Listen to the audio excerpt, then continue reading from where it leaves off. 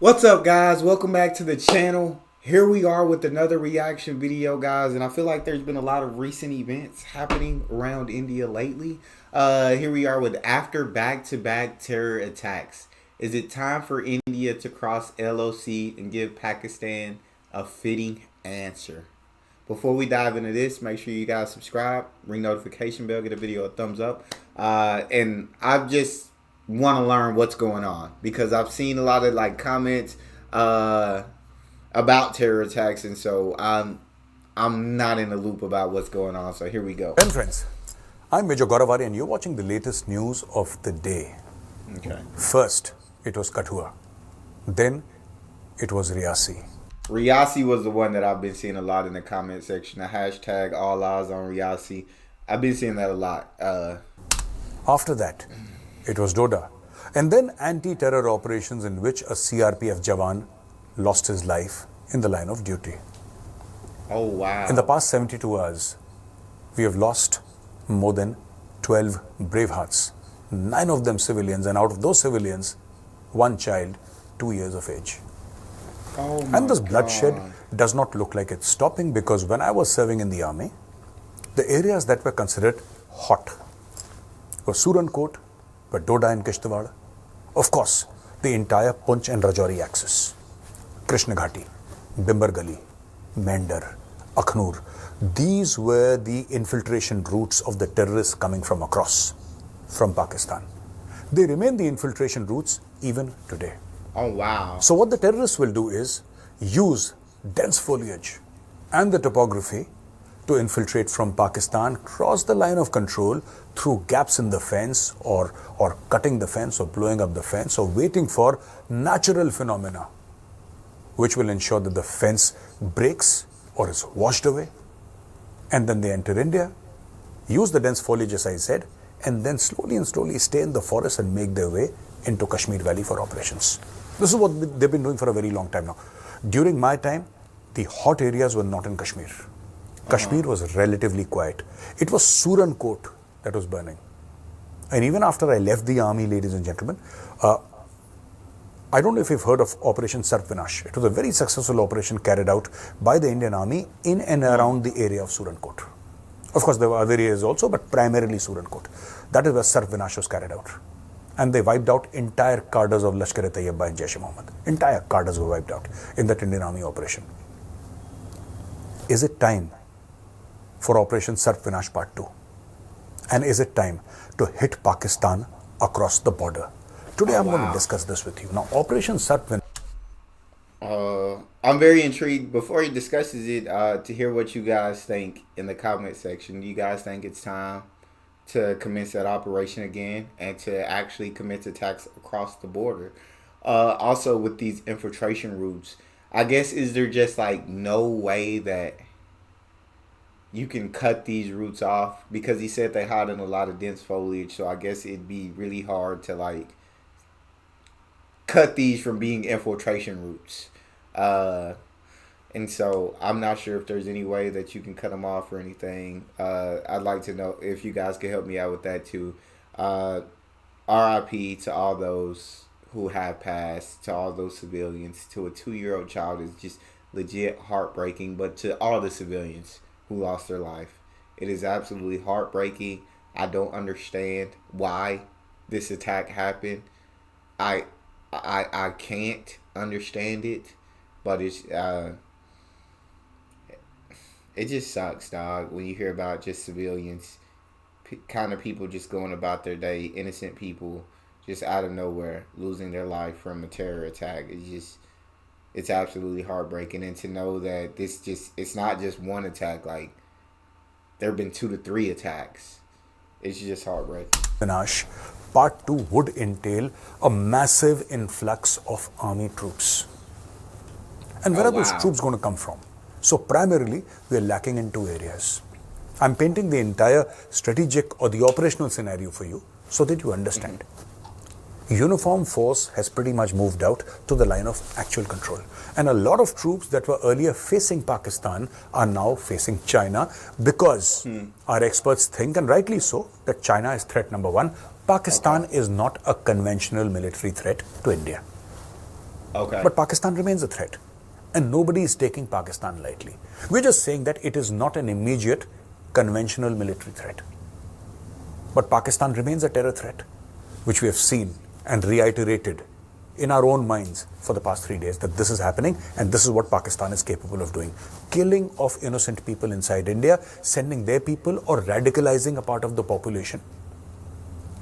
I always like to give the example of Adil Ahmad Dar. Adil Ahmad Dar was the suicide bomber of Pulwama. You know, he had dozens of kilos of RDX. He strapped it onto his car and he rammed it into a CRPF convoy. Wow. 40 of our Braveheart brothers lost their lives that day. Jesus. 40 of them. In retaliation, India launched the Balakot strikes. But hold on for a second. Hold on. Adil Ahmad Dar was a local. Who ingrained in his mind, who tutored him, who trained him, who set him up on the path of this fake so-called jihad? He was radicalized from across Pakistan. Wow. They used the internet to radicalize people like Adil Ahmad Dar. Now, how many Adil Ahmad Dars are there? That's point number one. Point number two. During COVID times, recruitment for the army almost came to a standstill. Almost to a standstill. Because there was no movement. During COVID times, everything, the entire nation was on lockdown. So new troops were not being taken. New recruitment was not being done. Everything had shut down. So ladies and gentlemen, this is what it is essentially. You need a few years to get the troop levels to the same level as pre-COVID. It will take time. Yeah. It's not going to happen today. Because the troop influx required in the Indian Army is massive. Oh, wow. It's not small, it's massive. Now on top of that, you have the China threat. And because of the China threat, you are forced to put more and more and more people along the line of actual control. Mirror deployment. Those many people here, those many people there. 1,000 guns, 1,000 guns this side. Makes sense. 500 helicopters, you have 500 helicopters there. It is a mirror deployment.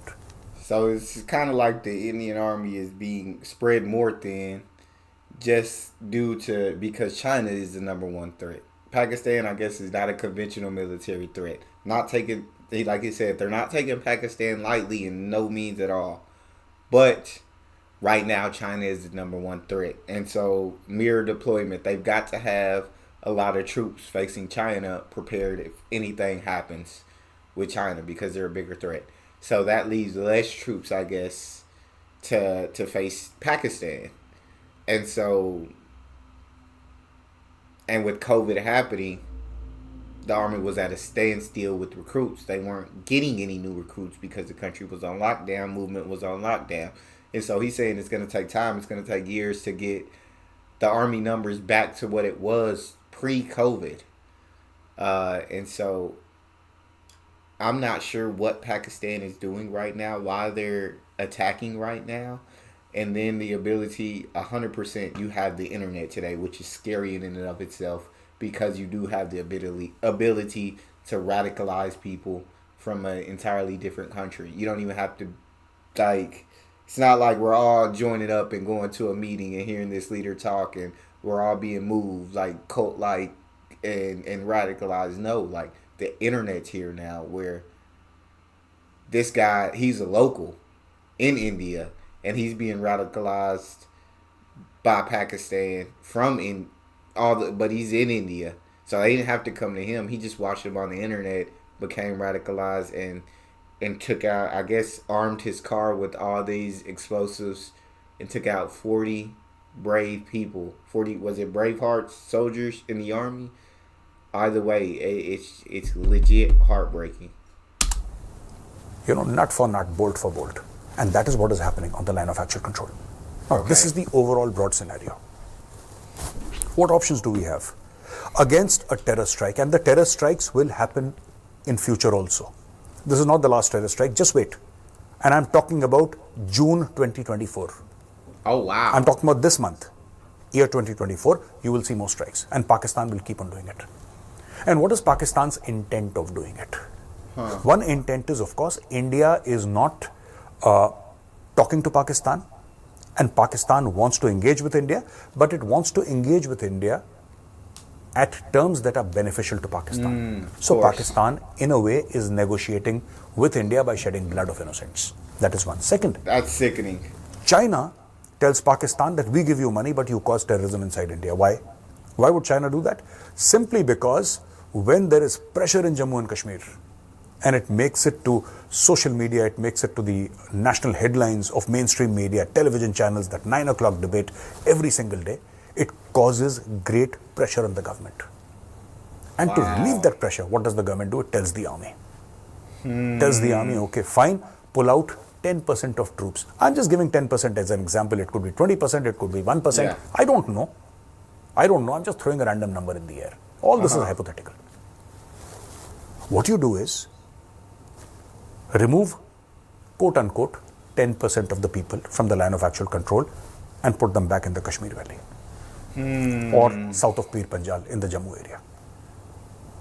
What will that do? It will stabilize the terrorism issue for a while. But that is band-aid. The situation is cancerous, but by putting troops, you will apply band-aid. It requires chemotherapy. It does not require band-aid.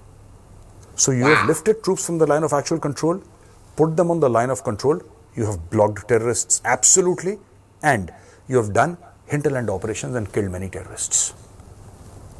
Okay, terrorism stops. But then, along the line of actual control with China, there is a gap. That mirror deployment is broken. It's like playing chess. Yeah. You expose your pieces, the other guy will get them. Yeah. So let's give a context here. In the overall scenario, what do you think you should do? What do you think should be your next move? The next move. I think before he says that, I'd be intrigued to hear y'all's comments on what you think the next move should be. I legit wouldn't have any idea. Because how do you not take the troops off of those lines from China and bring them over to stop the terrorism attacks from happening? Like, you legit have to.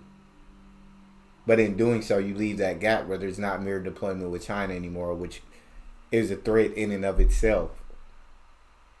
So it's like you got two fires burning at the same time. Which one do you put out? And it's a very difficult decision. But it sounds like he knows what to do next. So let's hear him break it down for us. Should be to tell all the formations along the line of control, 750 odd kilometers, plus minus 100 kilometers here and there, tell all formations responsible for the line of control or all smaller formations along the line of controls, the battalions, the companies, the message should be unequivocal. India says, and rightly so, that POK, Pakistan Occupied Kashmir and Gilgit-Baltistan are an integral part of India. They are an integral part of India, right? If we believe, and if our parliament believes, and if all Indians believe that Kashmir is an integral part of India, then what is the sanctity of the line of control? Please let me know if my question makes sense to you. What is the sanctity of the line of control? There is no sanctity. So tell the local formations, tell the local battalion commanders that you will no longer consider the line of control to be of any value. Cross at will. Cross at will. And I'm not just talking about hot pursuit. Hot pursuit is when somebody comes, does an action, tries to run back, and then you chase him. No chasing at all. You need kinetic action and you need to initiate that kinetic action. Just let the line of control be open. I'm telling you, ladies and gentlemen, for 35 years, we have only seen people coming from one direction. That is from Pakistan into India, or Pakistan occupied Kashmir into India. That is what we have seen for 35 years. It is time for the Pakistanis to see the Indian army entering Pakistan. So he's saying it's time to stop defending that line of control in Kashmir. The Indian army to stop just defending it. But it's time for the Indian army to actually cross that line and go into Pakistan and get rid of these terrorists on their in their territory. You feel me? It's time for them to stop just being on the defense and actually go on the offensive. Pakistan occupied Kashmir. Let us go inside. I'm telling you, let us go inside. And every time, every single time, the Pakistanis kill an innocent anywhere in India, and if that attack is traced back to the Pakistanis, whether the army, whether the ISI, or any other organization, civilian, religious, or military, or of any other kind inside Pakistan, if we trace it back, we should not punish that organization. Our enemy is not the Jaish-e-Mohammed, our enemy is not the Lashkar-e-Taiba. Our enemy is the Pakistan army, that is the head of the snake. Punish them. Bomb their posts. Just wipe out Pakistani army posts along the line of control. Just wipe them out. Bomb their battalion headquarters. Bomb Pakistani army's company locations, brigade headquarters, div headquarters, and continue this artillery assault. A full-on artillery assault. Just keep on bombing the living daylights out of them. Pakistan does not have the money to sustain a war with India. Forget about a war. Pakistan does not have the money to sustain a mobilization with India. Forget about wars. And this is exactly what General Qamar Javed Bajwa said to a close group of journalists. Amongst those journalists, one was Hamid Mir. And you know what General Qamar Javed Bajwa, the former Chief of Army Staff of the Pakistan Army, said? He said, we do not have enough fuel to run our tanks. Wow. We cannot afford a war with India because war costs money and we have no money. Friends, I keep on repeating this, and I've repeated it ad nauseum in the past. Intent and capability. Today, as far as harming India is concerned, Pakistan has the intent, but does not have the capability. So it will do these small little actions, but an action on a wider scale, Pakistan will avoid. Pakistan has the intent, but it does not have the capability. In India, it is the opposite story. We have the capability, but we don't have the intent. But like former Pakistani Army Chief General Ashfaq Parvez Kiani said, if you have the capability, intent can change overnight. Ladies and gentlemen, I'm signing off by saying that I hope our intent changes overnight. Pakistan must get the punishment that it deserves. A massive artillery assault, a fire assault along the line of control, surgical strike, and maybe even our Air Force in action. And Pakistani ports, especially Bin Qasim, Karachi port, must be blockaded by the Indian Navy. That will teach the Pakistanis to behave themselves. Thank you for watching this video, ladies and gentlemen. If you like this video, press the like button. I'll be back again tomorrow with another set of fresh news. Till then, Jai Hind. I want to know how you guys feel about that in the comment section. Tell me, do y'all agree with what he's saying? Should it just be an all-out attack, just bombing the living daylights out of them, out of the Pakistani army? What do you think? What do you think will send a big enough message to where it tells Pakistan to behave themselves if it continues like it's gonna be a war? Like, And what do you think it would take Pakistan doing for India to actually go to war with them? And if India went to war or declared war on Pakistan, would that make them weaker against China if their attention is on Pakistan? I'd be very intrigued to hear y'all's comments. I'm still learning through each and every video. I feel like I learned a little bit more, but I'm still such a beginner when it comes to a lot of these politics and stuff that I have to learn so much more before I feel like I can give an educated perspective on this. So y'all let me know in the comment section. And if you enjoyed that reaction video, make sure you check out this one. Subscribe, ring notification bell. I'm out.